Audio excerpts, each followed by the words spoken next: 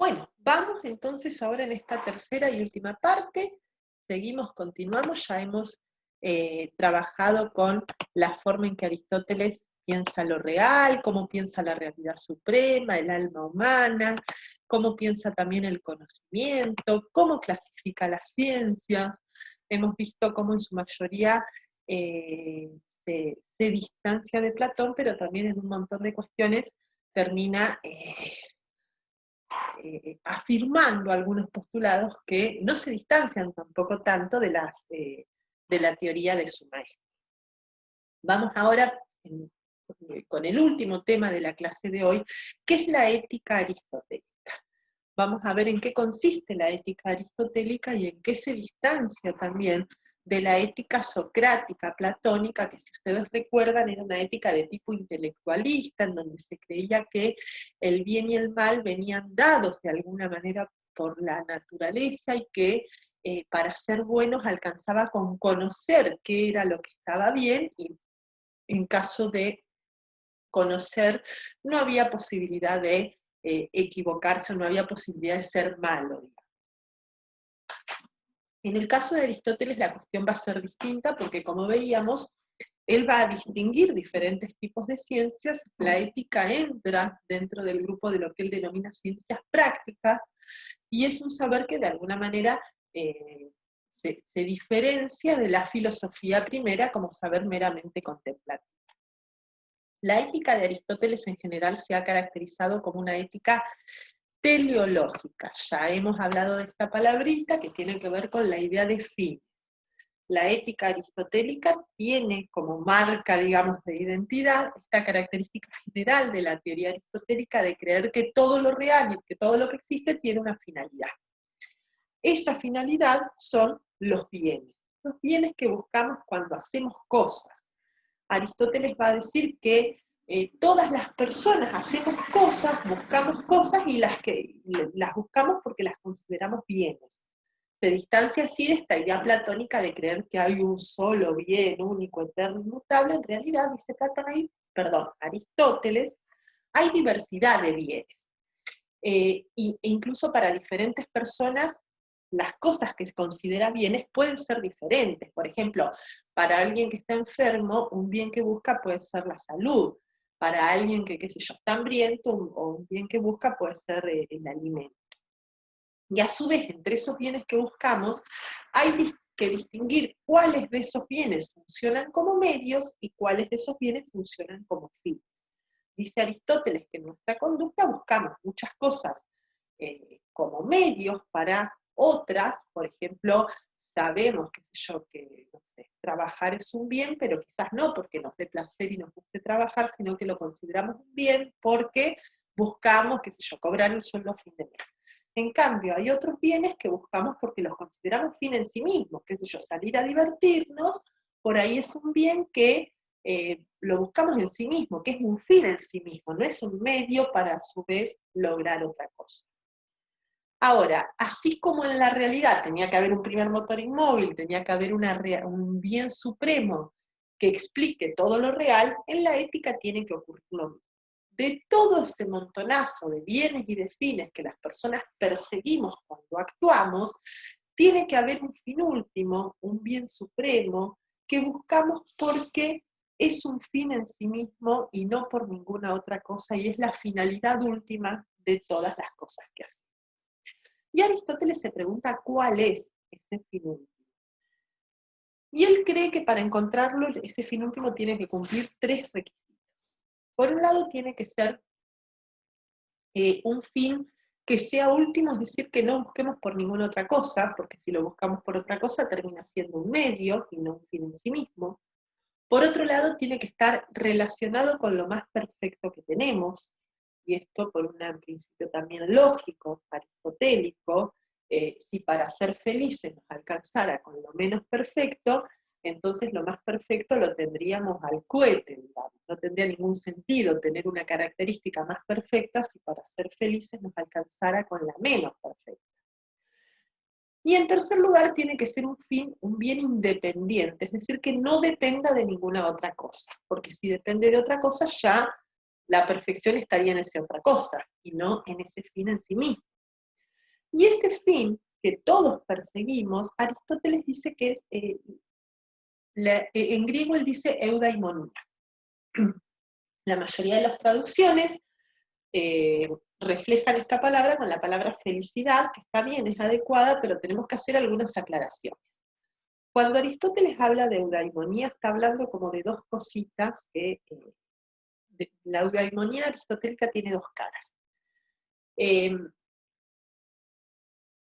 A ver, la palabra daimon eran como dioses, divinidades griegas que tenían que ver con el destino y tenían que ver con el buen daimon era como lo que hoy diríamos buena suerte. ¿Vieron cuando alguien que tengas buena suerte? Es decir, que te vaya bien, que haya un buen destino.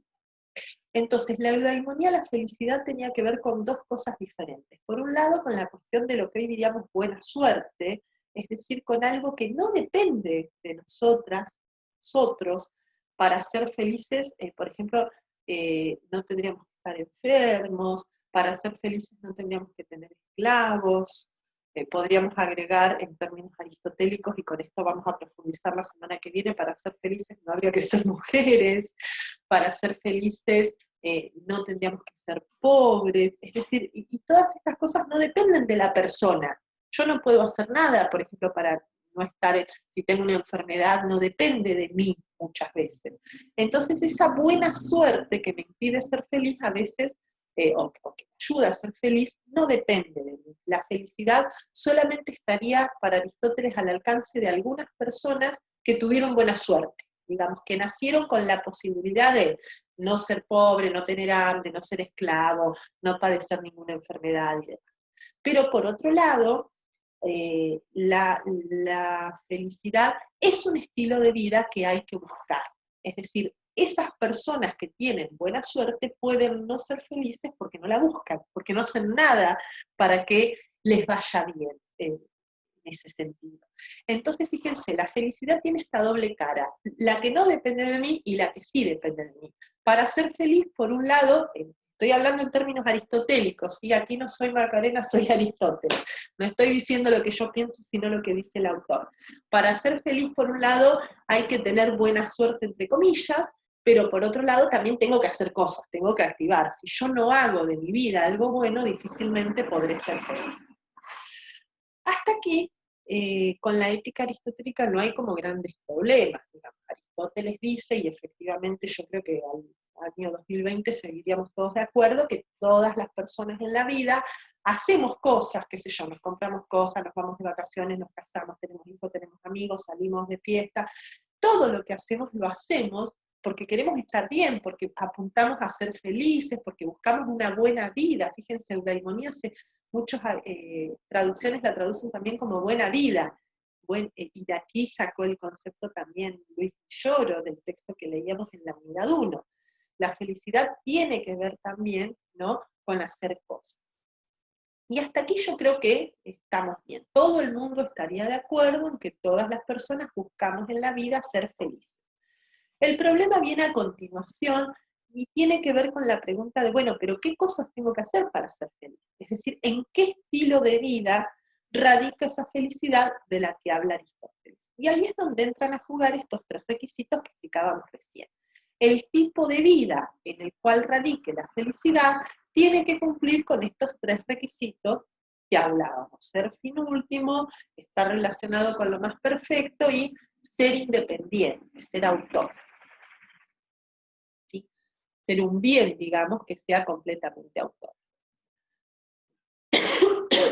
Vamos entonces, Aristóteles lo que hace es en la Ética a Nicómaco, que es el libro en el que habla de estas cuestiones, analiza diferentes bienes o diferentes formas de vida que la gente de la polis de Atenas del siglo IV a.C. le responde que radican, que son, digamos, las formas de vida en las que radicaría la felicidad. Vamos a ver que raramente no son tan diferentes a lo que respondería la gente hoy en día, digamos. Un grupo, dice Aristóteles, que le contestó que para ellos la felicidad radica en ser muy rico, en tener mucha plata, en tener riquezas. Aristóteles rápidamente descarta este modo de vida. Aristóteles dice que la felicidad no puede consistir como fin último en la obtención y en la búsqueda de riquezas, porque las riquezas no cumplen fundamentalmente con el requisito de ser un fin en sí mismo. En general nadie busca riquezas por la riqueza misma, sino que todos queremos tener plata y queremos tener riquezas para hacer otras cosas, para comprarnos cosas con ese dinero. Por lo tanto, no cumplirían con el requisito de ser un fin en sí mismo. En todo caso, el fin sería, qué sé yo, lo que quiero hacer con ese dinero, las vacaciones o lo que me quiero comprar. La segunda respuesta que le da otro grupo de gente a Aristóteles es que la felicidad radicaría en una vida de placeres, en pasarla bien, en estar siempre de fiesta, en los placeres del cuerpo, en comer comidas ricas, en tomar vinos ricos, ¿no? En salir a comer, a disfrutar, pasear, estar de vacaciones, en los placeres del cuerpo. Aristóteles también descarta este tipo de vida, dice que los placeres no pueden ser el fin último, porque sobre todo no cumplen con el requisito de estar relacionados con lo más perfecto. Los placeres tienen que ver con el alma sensible, los placeres son de los sentidos, son del cuerpo. Y el alma sensible, como veíamos recién, la compartimos con los animales, por lo tanto, tendríamos el alma racional de adorno solamente si para ser felices nos alcanzara con el cuerpo. Si tenemos un alma racional, la felicidad tiene que estar vinculada con eso más perfecto. Y además los placeres no son del todo autónomos, dice Aristóteles, porque de alguna manera dependen del objeto de placer. Yo voy a sentir placer en la medida en que esté el objeto que me da placer, qué sé yo, la persona, el viaje, lo que sea, la comida, entonces no cumple con el requisito de ser autónomo, sino que depende de algo más. Y la tercera respuesta que le da la gente de Atenas a Aristóteles es que la felicidad consiste en el honor, en el reconocimiento de las otras personas, en tener fama, hoy diríamos en tener muchos seguidores, muchos likes, ¿no? Entonces, Aristóteles también va a descartar este tercer tipo de felicidad, porque él va a decir que el honor precisamente no cumple con el requisito de ser autónomo. El honor no es un bien que dependa de mí, que dependa solo de lo que yo haga, sino que es algo que me tienen que dar las otras personas. Yo puedo hacer algo muy bueno, pero si justito no me estaban filmando y no lo pude subir a Instagram, no voy a hacerme famosa por eso que hice. O al revés, o me puedo hacer famosa por algo que hice y que yo ni esperaba que eso generara fama. Entonces el honor no depende de mí, depende de los demás, que así como me lo dan, me lo pueden quitar. Aristóteles entonces va a concluir en que en ninguno de estos tres bienes está la felicidad última. Esto no significa que Aristóteles no los considere bienes. Ya dijimos al principio que Aristóteles reconoce que hay muchos tipos de bienes, pero lo que aquí estamos buscando es el fin último. Es decir, Aristóteles no se opone a que las personas busquemos honor, a que busquemos placeres y a que busquemos riqueza. De hecho, él era una persona que buscaba riquezas, honor y placer. No se opone a que se busque. A lo que se opone es a que la riqueza, el placer o el honor sean el último fin de las personas en la vida. Si una persona vive solamente para ser rica o para obtener placer o para que los demás la reconozcan, para Aristóteles esa persona no va a conseguir la felicidad, porque está muy bien buscar la riqueza, el honor o los placeres, pero lo que no está bien es convertir a esa búsqueda en el fin último de nuestra vida y en el único significado. Entonces, ese fin último que Aristóteles está buscando, que sea independiente, que sea fin en sí mismo y que sea completamente autónoma, tiene que estar vinculado precisamente con lo más perfecto que tenemos, que es el alma racional. Y lo más perfecto que tenemos, volviendo a las clases de hace un par de semanas atrás, cuando arrancábamos la unidad 2, es la arete, la perfección. Fíjense, aquí está la asociación de arete con virtud y con ética. Lo más perfecto, es decir, esa felicidad última, tiene que estar en la perfección humana, en la virtud, que va a tener que ver con el alma racional. Pero ocurre que el alma tiene varias partes, como veíamos en el video anterior. Aristóteles dice que además del alma racional, las personas tenemos también un alma vegetativa y un alma sensitiva. Por lo tanto, cuando él hable de virtudes, cuando él hable del arete de los seres humanos, va a reconocer que hay dos tipos de virtudes, dos tipos de arete. Aristóteles va a hablar de virtudes éticas y de virtudes dianóticas. Las virtudes éticas son las virtudes, dice Aristóteles, de la razón aplicada a la facultad de desear. Es decir, las virtudes éticas tienen que ver con el alma racional en relación con los otros dos tipos de alma, sobre todo con el alma sensitiva, digamos, que es la que más busca placeres y demás. Mientras que las virtudes dianoéticas serían las virtudes intelectuales, las virtudes de la razón en sí. Vamos a explicar entonces ahora estos diferentes tipos de virtudes. Comencemos con las virtudes éticas, estas que hablábamos recién, que tienen que ver con la razón aplicada a la facultad de desear, es decir, con cómo el alma racional se va a aplicar a las sensaciones y cómo el alma racional se va a aplicar a la vida del ser humano, del ciudadano, en la polis. Aristóteles da una definición en la Ética Nicómaco de las virtudes éticas, ustedes la tienen en los textos, que nosotros aquí vamos a ir desarrollando. Aristóteles dice en la Ética Nicómaco que, bueno, esto ya está, la razón aplicada a la facultad de desear, ya está. Que las virtudes éticas, primero y principal, dice que son un hábito. ¿Qué significa que las virtudes éticas sean un hábito? Que es algo que, por un lado, se construye a partir de la educación y a partir de la costumbre, es decir, que una persona virtuosa es una persona que aprendió a ser virtuosa, y por otro lado, que siempre se comporta en forma virtuosa. Hay una frase en la Ética Nicómaco que dice esta frase muy conocida de que una golondrina no hace verano, es decir, yo no soy virtuosa porque una vez en mi vida cometí un acto virtuoso. Soy virtuosa si siempre, a lo largo de mi vida, en todas las cosas que hago, me comporto en forma virtuosa. Y aquí está clarito la diferencia entre la ética aristotélica y la de Platón o Aristóteles. Para Aristóteles la bondad no tiene que ver con el conocimiento, tiene que ver con el hábito, es decir, tiene que ver con la costumbre. La virtud ética se construye en la polis con las personas porque no es de naturaleza, no es algo que las personas traigamos por naturaleza la virtud, sino que la tenemos que construir y por eso es importante la educación. A diferencia de Platón, que se acuerdan que la teníamos en nuestro interior y la tarea de la educación era buscarla. Para Aristóteles no, para Aristóteles la virtud no está en nuestro interior, sino que la tenemos que construir con nuestras conductas en la polis. La segunda parte de la definición dice, sigue así, es un hábito de elección. ¿Qué significa de elección? Que la virtud tiene gracia si es elegida. Aquí entra en juego una cuestión muy importante de la ética, que es la libertad. Para que una acción sea virtuosa, tiene que haber sido libre. Si yo soy generosa, vieron que las madres cuando decirle gracias a la señora, entonces el nenito, gracias. Bueno, ese niñito no es agradecido en forma electiva. Por lo tanto, Aristóteles diría que dudosamente su conducta fue virtuosa. No le dio las gracias a la señora de forma libre, sino que le dio las gracias a la señora porque estaba la mamá amenazándolo si el niño no era educado. Para que un acto sea virtuoso tiene que ser un acto libre, no puede ser un acto cometido bajo coacción, bajo amenaza.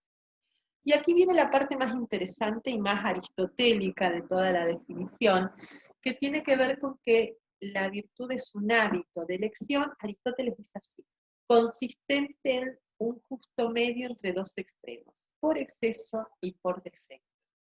Una conducta virtuosa en términos éticos tiene que ver con el reconocimiento del justo medio entre el exceso y el defecto. Aristóteles da ejemplos de virtudes éticas, por ejemplo, la valentía, la generosidad, la moderación en los placeres del cuerpo, todas esas son virtudes éticas.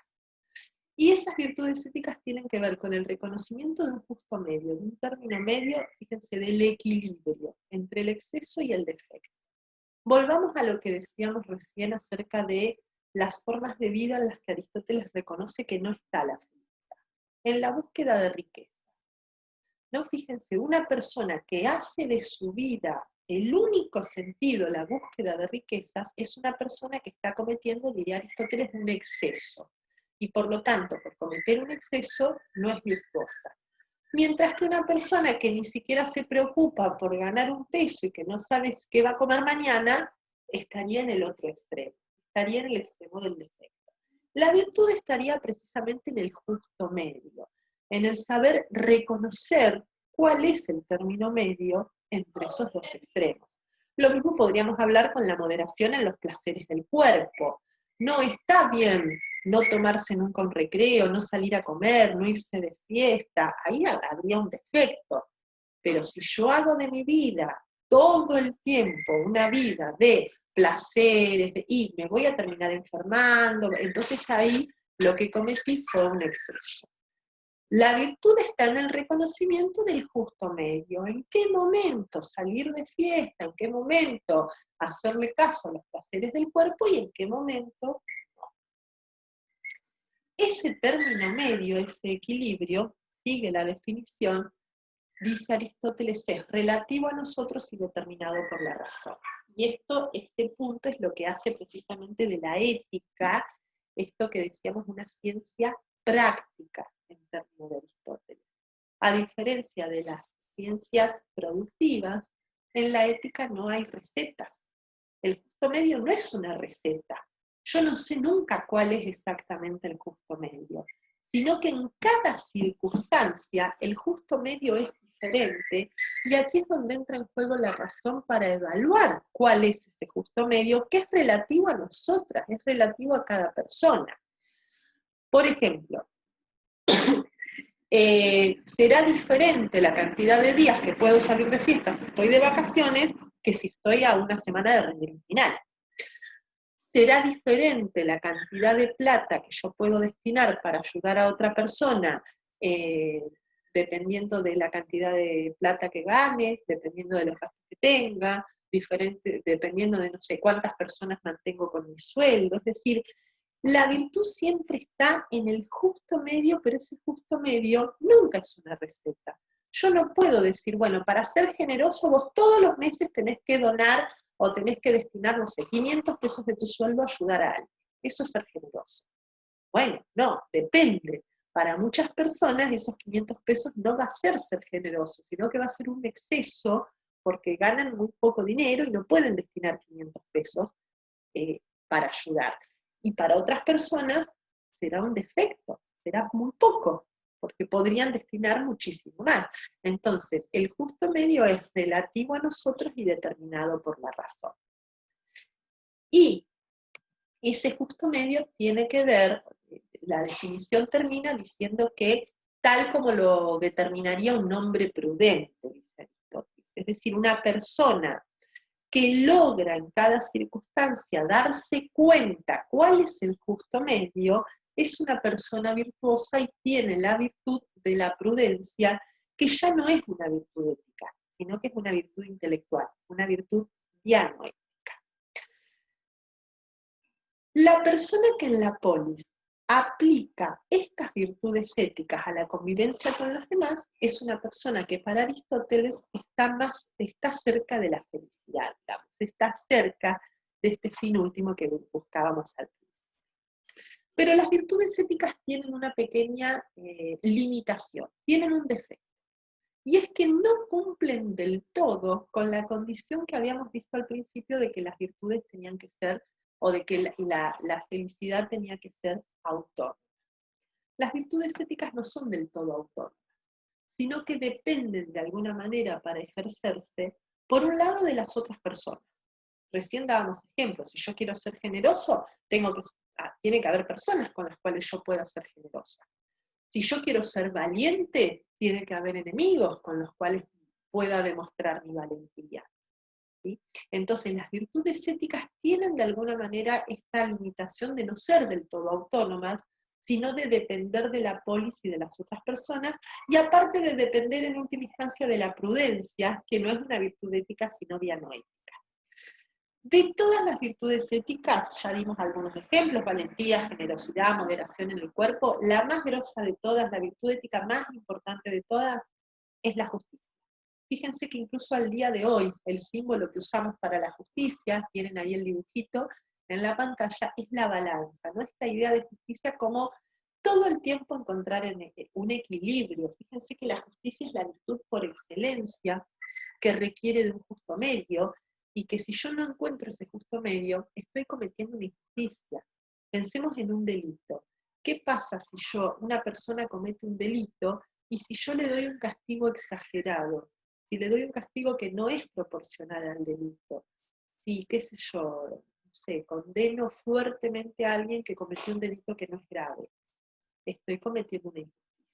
Y al revés, si yo lo condeno insuficientemente, si el castigo es insuficiente, si es poco, si no alcanza acá, estoy también cometiendo una injusticia.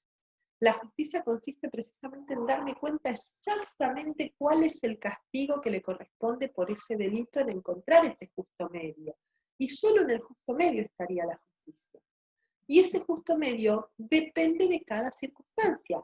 Yo no puedo decir que, qué sé yo, no sé, por robar un pedazo de pan corresponde tal delito para todo el mundo. Habría que ver en qué circunstancias se robó ese pan, para qué se robó, por qué pasó, un montón de cosas que pueden o agravar el delito o atenuarlo. Entonces la justicia es como el modelo por excelencia de las virtudes éticas, y para Aristóteles es la más importante de todas, igual que para Platón. Si ustedes recuerdan, para Platón, cuando hablaba de las clases sociales o de las partes del alma, también cuando cada parte cumplía su función y cumplía con su virtud, había un equilibrio que permitía la justicia. Para Aristóteles igual, la justicia es la virtud ética más importante de todas. Y por último, las otras virtudes de las que habla Aristóteles son las virtudes dianoéticas, en las cuales no vamos a entrar en detalle, simplemente vamos a decir que las virtudes dianoéticas serían precisamente las virtudes que ejercen las personas que se dedican a lo que en el video anterior llamábamos las ciencias teóricas, es decir, las ciencias contemplativas, que serían en sentido estricto las ciencias por excelencia.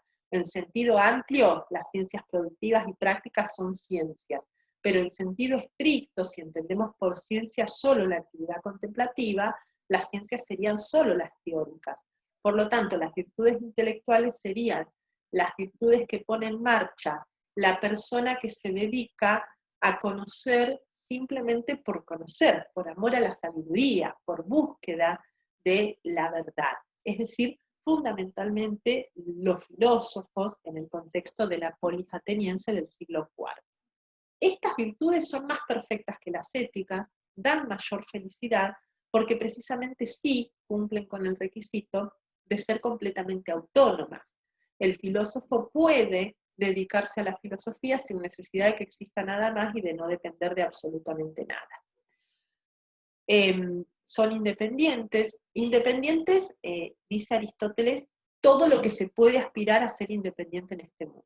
Porque en esto Aristóteles coincide con Platón. La felicidad perfecta en este mundo no se puede lograr porque no nos podemos dedicar solamente a la actividad de la filosofía, sino que incluso el filósofo que se dedica puramente a la contemplación en algún momento tiene que comer, tiene que satisfacer sus necesidades y depende para eso de su polis.